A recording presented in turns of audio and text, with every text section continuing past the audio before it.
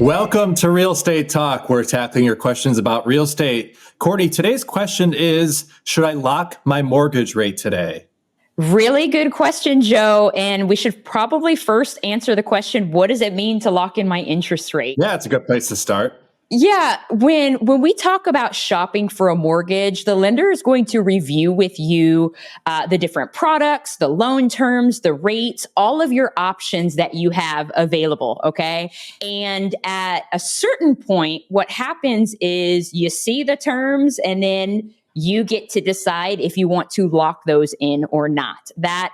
And the primary term that most people are interested in is that interest rate. And so, once you lock in that rate does not change as long as you close at a certain point in time. When you see all of the terms that your lender proposes and you're okay with it, they're going to ask you if you want to lock it in. And in my experience, this is kind of an ongoing dialogue for the first few weeks after maybe you've secured or got an accepted offer on a home.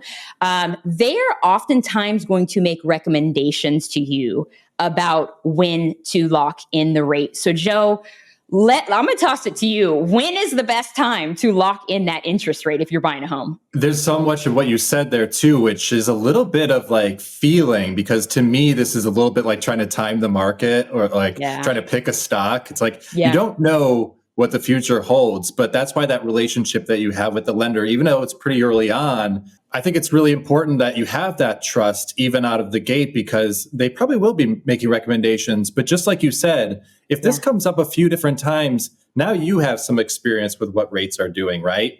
Mm-hmm. Now, some other ways that people think about this is maybe the Fed Reserve is set to meet. They meet quarterly to assess the economy, determine if adjustments to the federal funds rates necessary or not. We'll talk a little bit about where we think things are going with the Fed right now. To me, it's also back to some other conversations we've had. It's sort of about your budget, where if you've now heard from your lender a few times about what rates might be or what they are in this moment in time, like you have a really good sense of how that rate fits into your budget. And if what the lender is saying to you in terms of what your monthly payment's going to be with that rate and you're comfortable with it, might be time to lock it down. Mm-hmm. So and then the last thing I would say is just about the closing date. Obviously, the closer, if you get under contract on a home, which some lender conversations start there, the closer it gets to that closing date, the more likely you are to have to lock that in. So if you're starting to feel like, I'm really at the beginning of my search, I'm only starting to tour homes, I'm sort of looking online right now, probably not a lot of urgency to lock in a rate unless it becomes really compelling to you. But the closer it gets to that finish line, obviously, the more likely you are to lock in your rate. Definitely. And you know what you made me think of? Right now, I am seeing instances where that close date has to be extended. Yep. And so this might actually be a topic for another video, but that's where a buyer's really going to have to stay plugged in and connected with their agent and their lender. Because if you lock in a rate and that close date moves and that expiration of that rate lock comes and goes, there might be some additional expenses related to that. So talk to your lender. Yeah. And as we've seen, it can be volatile, right? Where like that could be really meaningful, where 30 days ago, the rate looks much different than it did before. So yeah, absolutely. So maybe we could just talk through a few different scenarios to help people with this. Let me start, and I want us to tag team this, okay? Let me start with the most ideal case, okay?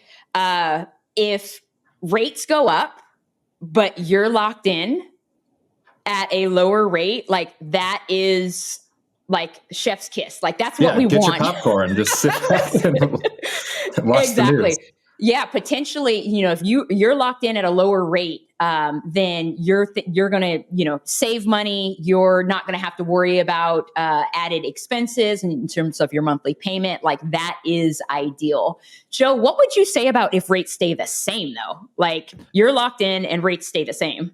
If rates stay the same, they stay the same. I mean, keep in mind that your rate lock intends to protect you. So it's trying to protect you from an interest rate increase. So if nothing changes, you do have that peace of mind throughout the process where it's a known factor at this point. So maybe not not a lot to do there, but at least it's flat and the expectations stay the same. Now, if you lock in a rate and then rates subsequently go down, then that's going to be a whole different conversation with your lender, correct? Yeah, I mean, you might miss out on securing a lower rate, which is not ideal. But I don't know. Do you know about some other options that exist, though? Because I know lenders have thought about this, too. Yeah, so some lenders offer a float down option as a part of the rate lock, which allows you to basically take advantage of a lower rate if the market conditions improve after you've locked your rate in. So that's something. It's called a float down. Definitely talk to your lender about it.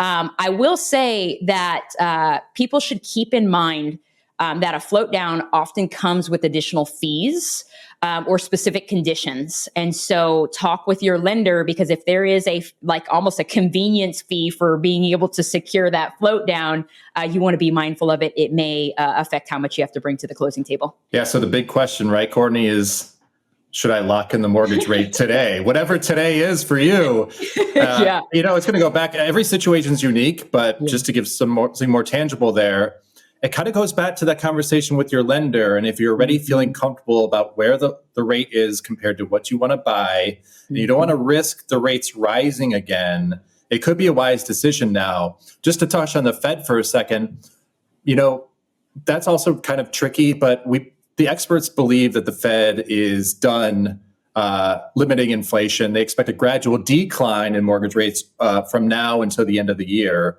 And with that being said, that's why you stay informed, right? You can talk to your agent about this. You can read the news. You can see what's going on with the Fed. Obviously, inflation's been a big topic across the news. So it's really important just to stay informed, because once you begin these conversations, it's sort of like when you hear like a red car, or you're shopping a car and you say like F-150, and all of a sudden you see F-150s everywhere.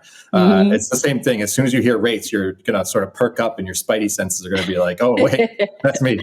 Exactly. I want to make it abundantly clear, guys, that this is like foundational level knowledge, okay?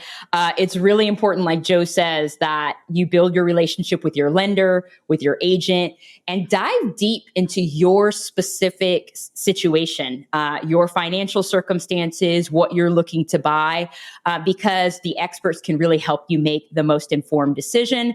We'll be back with another episode with tips to help you navigate this world of real estate. Make sure you let us know in the comments if you have any additional questions about rate lock or any additional questions about real estate, and we'll be back with another episode very soon. Thanks again, guys.